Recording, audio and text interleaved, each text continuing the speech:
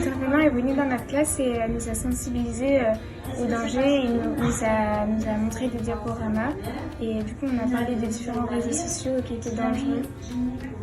Mais ils n'étaient pas forcément dangereux, mais il fallait faire attention, par exemple comme TikTok. Par exemple, avant de poster par exemple une vidéo de danse ou quoi, il fallait regarder s'il n'y avait pas des choses qui pouvaient être, malhonnêtes, pas malhonnêtes, mais choquantes voilà, pour les autres et que les personnes malveillantes en prennent et fassent des choses pas les partagent. Et du coup, en fait, on a parlé sur YouTube et qu'il va y avoir des fake news, donc ça veut dire des fausses informations. Donc avant de le dire à d'autres personnes de partager, il faut d'abord regarder les sources pour savoir si c'est vrai ou faux. Et puis voilà.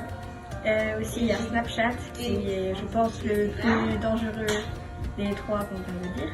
Parce que il y a sur Snapchat, quand on regarde des photos ou nos messages, sur le téléphone, il y a une petite caméra.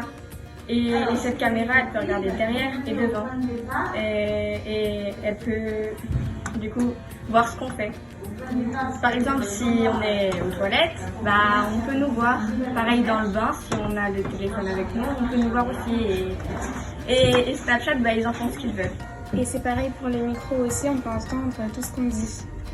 Et en fait, au début, quand on veut installer l'application, qu'on a créé le pseudo et tout, il demande à dire oui, j'accepte les conditions d'utilisation. Et j'ai lu, et en fait, il y a tout un forum en anglais, mais j'imagine que quand on crée un compte, il y a quasiment personne qui le lit. Mais en fait, si on le lisait, c'est en fait j'accepte que Snapchat conserve nos données, les envoie et comme ça, ils gagnent de l'argent. La localisation.